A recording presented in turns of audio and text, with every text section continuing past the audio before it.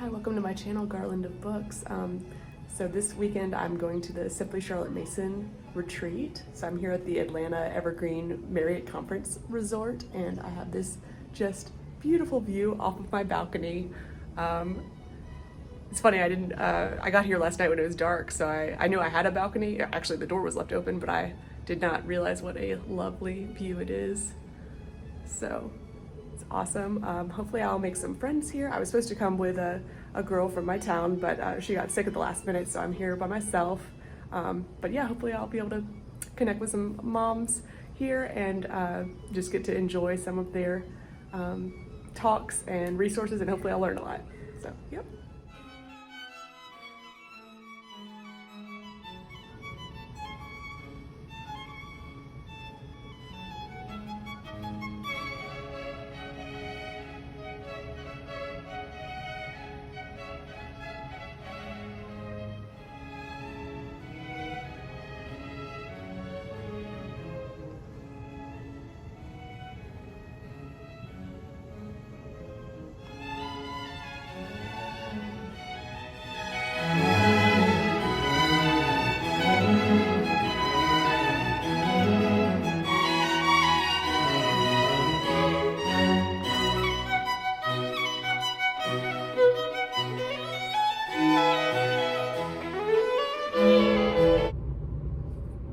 Okay, here's my second time filming this portion. Either it wasn't filming or there was some kind of glitch in my phone.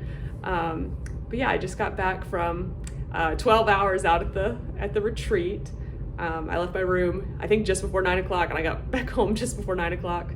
But it was a good day, a good first day of the conference.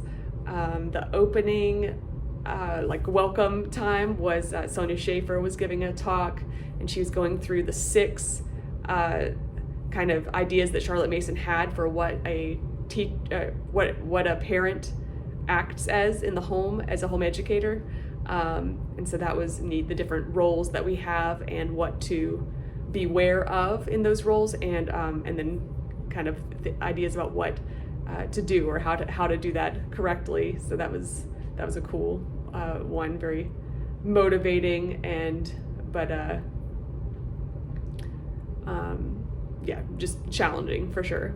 So that was great. And then let's see, I went to there were like a couple of times we got to do breakout session picks. So I went to Karen Glass's session on narration, and it was really about narration all the way through different stages. So starting with 6 is when you first start inviting narrations with the children, or requiring narrations for them in formal lessons, and how to get them started. She had some ideas for different ways to help them, when it's your first student and they haven't heard narration modeled before, how to get them started going. She said you can first of all, she said you can start using the word narration in your family's vocabulary. So like if your husband tells you something, or if your kids tell you a story, just something they volunteer, you can say, oh, thank you for that narration, or that was a great narration of what happened, and just get that word more into the common usage of your family so that people know what it is. And then she had some other, let's see, so you're asking your 6-year-old to do an oral narration, and you can start with smaller amounts of the text, so maybe read a paragraph at a time. And then she said before long you should be able to move it up to like a page at a time, depending on if there's a reasonable amount of words on the page, not a really, really long page, but for a regular book's page, it should be good. Do a page at a time and ask for a narration rather than doing the whole reading. So as they grow, maybe as they're getting up to like 9 and 10, then you move to reading the whole chapter or the whole episode that you're going to read to them, and then have them narrate it at the end. And she was going through the progression of it. So some other examples she had was like the parent could demonstrate a narration, and she specifically said not to make it perfect, just give them example, and don't set the standards too high. Especially if you have a perfectionist type child. And You could do some more creative narrations, but I got the idea that was not supposed to be most of the time. That's sometimes like acting it out or playing with puppets. But she was saying, don't let that creative process take the place of the narration. So like whatever effort they put into creating their play, you want to make sure that the message, the idea still comes across, and that's the focus of it. And so they get older, get into about Form 2 for an average student, and they start to do the written narration. So each time you kind of move along to the next thing. So, as your kid's up to 5 and they tell you whatever they tell you, they're gaining in speech, and then they move to 6 and you require narration, and they're kind of, it's just something very new to them. And so then they grow in that, and then you move to written narration, and it's almost like they take a step back. But she was talking about how special it is. What we get to see or hear from oral written narration is just a part of what's going on, because really what is happening in their mind as they're thinking and synthesizing what they're going to tell you about that's the really cool behind the scenes thing that we don't, we get to see just a hint of it, but what's happening in their mind is where it's really, where the real education is going on. So that was cool. She did a picture study example of how we're training them to think. And so the whole class looked at a picture that she had put up on the screen, and we studied it for a minute, and then she took it away, and then there was like people on 2 sides of the room. So on one side, she asked us to narrate back to her what was in the picture. And so we, described different things that we had noticed. Actually, she divided us into groups, so we like told each other. And then after we'd finished that part, then she went to the other side of the room and started asking them trivia questions about it. And so like very minute details. And she said, okay, so, this side of the room, next time you have a picture, what would you be looking for?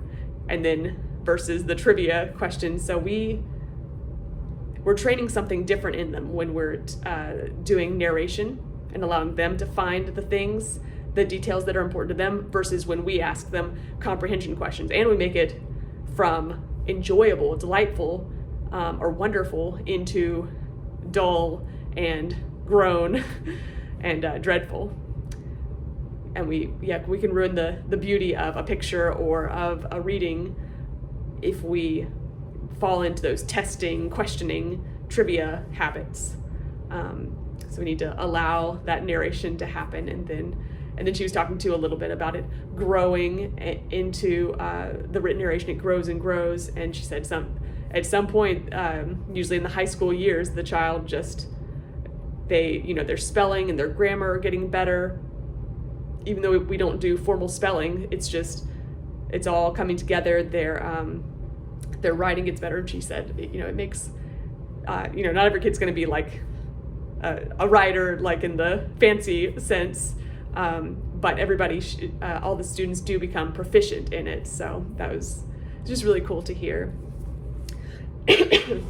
And then another of the talks that I went to was with Amber O'Neill Johnston. And she was talking about co-ops or gatherings and different kinds of ways you can do it. And she was going into so many details. So I took notes on that, just things that I wouldn't have even thought to ask, or just, answers to so many questions. So very detailed. She said she came from corporate America before she started having kids and doing home education with them. And so, all kinds of things. Some things are harder to think about, like policies, what kinds of rules you want to make, and how to handle difficulties that arise. She was talking about bullying, which could be as small, like a simple example of that is biting. If you have a young child that's biting, you have to resolve that somehow, because you have to. So basically, she was saying you have to have some policies, and she's like, people are fine with it if you just let them know up front. So, because then they don't feel like you are singling them out because you don't like them. If it's written down, then you can. And she was talking about a first warning, second warning approach, and the warning is you give it to the parents, and the parents give it to the child, and then on the third warning, then they need to leave the group, and maybe for a while or until that issue is resolved. Maybe with the child that's biting, hopefully in several months or a couple years, they will no longer be a risk of that. So that's one example. Let's see. But yeah, don't think that I'm interested in a co-op that takes up a day of morning lessons. That's just not what I really love our morning lessons, and I find that time very valuable. So I'm much more interested in a targeted gathering. So right now I've started a mom's group that meets once a month, and we are reading through the Charlotte Mason volumes, or we just started volume 1. But I'd be interested in some other kinds. So like Shakespeare, certainly when I get to that, I think that'd be so fun to have kids and parents doing Shakespeare together, reading it out and having different parts. I think that'd be fun. I think folk dances would be really fun to do together.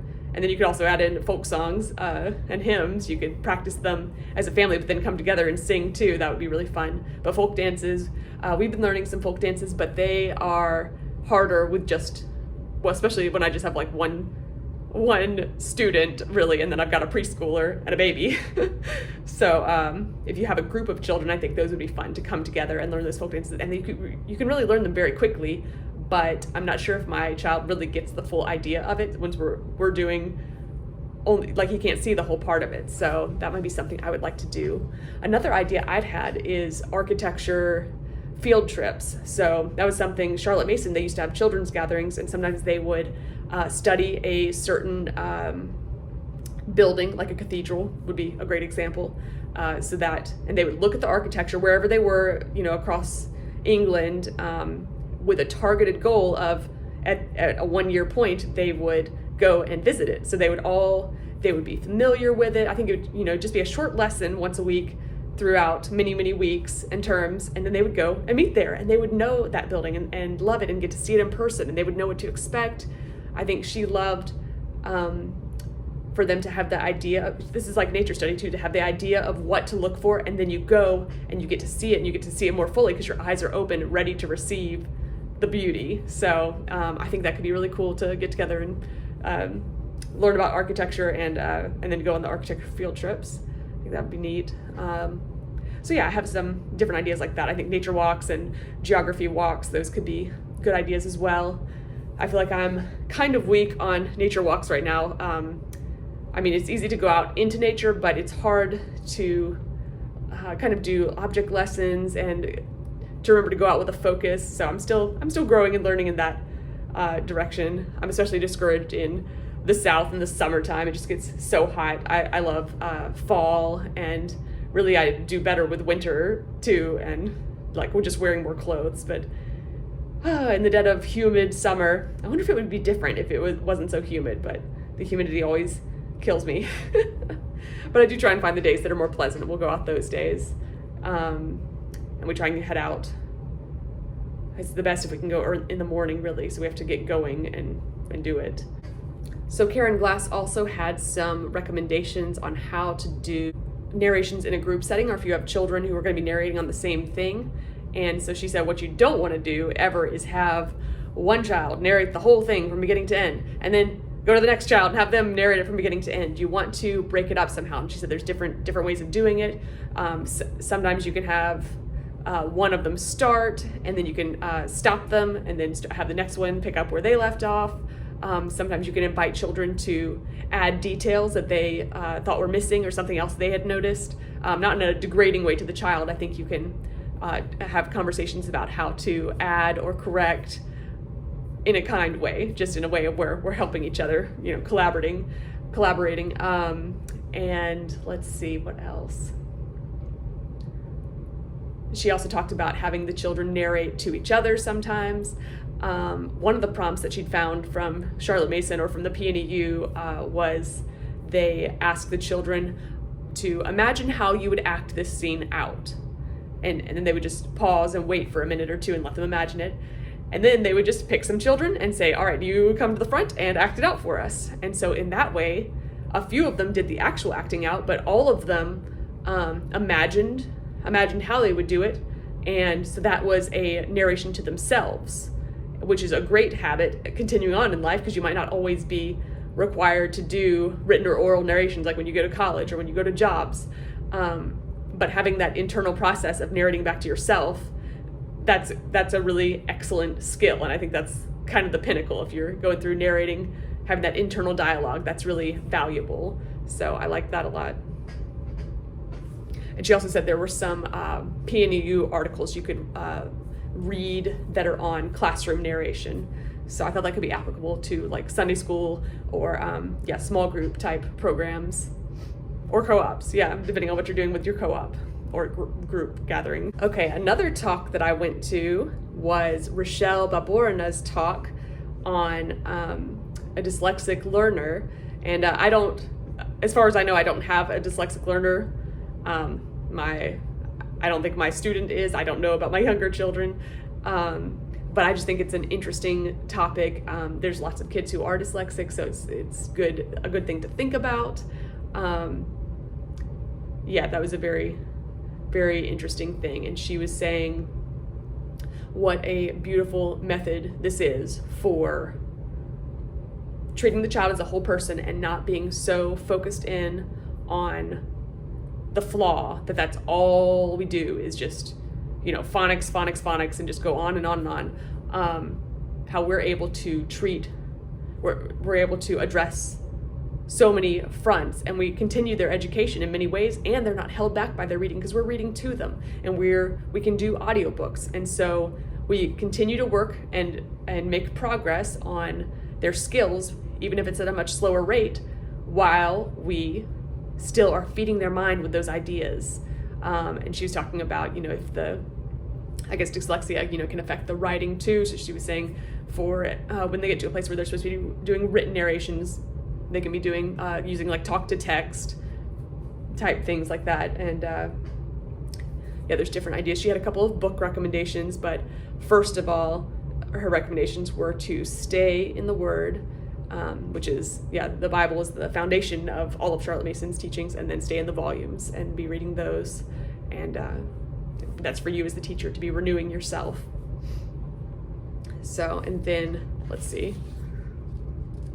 The couple books she recommended were The Gift of Dyslexia and Visual Spatial Child. So those sounded interesting. I actually have one of those, but I've lent it to my friend who she thinks all three of her children are dyslexic, and one of them has a particularly more difficult time with dyslexia, so she's wanting to learn more about it.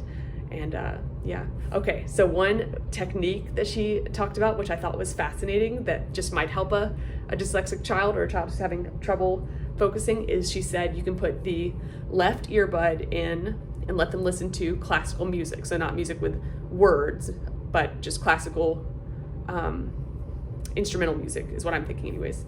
And then so the music in the left ear goes to the right brain and helps kind of quiet or use up kind of the creative energies that are going on, I guess, in the child, and allows them to kind of relax and be able to read. So they're reading while they're listening to the classical music. I'm guessing it's not like super loud. It's just going on kind of in the background to help busy the right side of their mind so their left side can focus on reading and help them focus in. So I don't know. I thought that was a technique worth trying. That sounds really cool. So I wanted to mention one more thing about Amber's talk about co-ops or groups. She was saying that you need to think about what your goal is with this. Are you trying to make it a business where you make money from it? Are you trying to just, basically break even? Or even are you considering a more missional outlook where you're seeing a need in your community and maybe you're just having what they pay towards it be, part of the cost, but really you're supplementing or subsidizing part of the cost just because that's, you want people to be able to participate. So I thought that was a really neat idea. I love that. Yeah. So, all right. Well, that was my first day. Okay. One more thing. I did a project at the end of the night and it was embroidery. So it's not finished, but here is what my little embroidery project looks like. So we learned several different stitches. So this was just like a straight stitch across. These are all straight stitches. Just, one up, one down, and then go to the next place.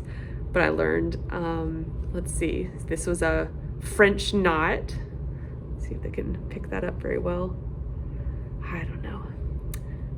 They're like the little apples on the tree, and then there were back stitches. Yeah, these were back stitches there, and then these were called reverse chain stitch. I thought those were so cool. They're like little chains that go around. Oh, that was fun.